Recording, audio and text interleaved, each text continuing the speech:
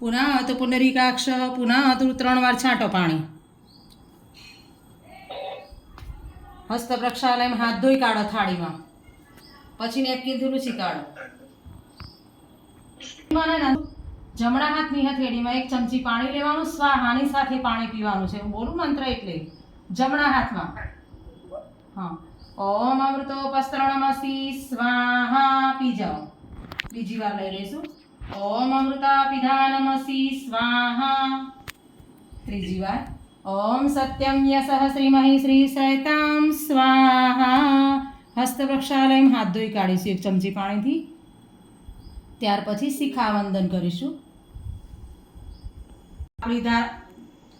આપણી ભારતીય ધર્મની ધજા છે શિખા.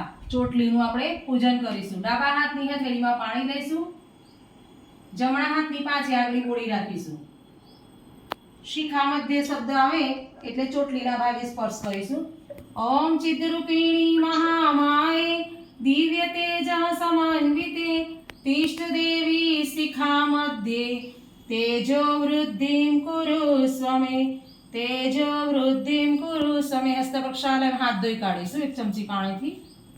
ત્યાર પછી પ્રાણાયામ કરીશું. સાદો એક પ્રાણાયામ કરીશું. પ્રાણાયામ કરો છો તમે? પ્રાણાયામ કરો છો? અત્યારે આ સમયે પ્રાણાયામ તમારે ખાસ જરૂરી છે. તો આપણે અત્યારે ભગવાન આગળ બેઠા છીએ ને તો સાદો એક પ્રાણાયામ કરીશું. પણ રોજ તમારે સવારે ઉઠીને પ્રાણાયામ તો ખાસ કરવાના જ. હો, જો અંદર પર સર્ચ મારજો ડૉક્ટર ગાયત્રી દેવી શર્મા શાંતિકુંજ હરિદ્વાર. એમાં તમને બધું જ મળી રહેશે. યોગ, પ્રાણાયામ બધું જ તમને માહિતી મળી રહેશે. શું ખાવું, શું પીવું બધું અંદર મળી રહેશે તમને. છતાંય મારું કંઈ કામ હોય તો તમે મને ફોન કરજો, બરાબર? અત્યારે આપણે એક સાદો એક પ્રાણાયામ કરીશું. ભગવાન આગળ બેઠા છીએ તો એક સાદો પ્રાણાયામ કરીશું. ધ્યાન મુદ્રામાં આ રીતે બેસીશું. પલાટી વાળીને સીધા બંને હાથ આ રીતે કરો ધ્યાન મુદ્રામાં. હા, સીધા કમરેથી સીધા જ બેસીશું પૂજામાં.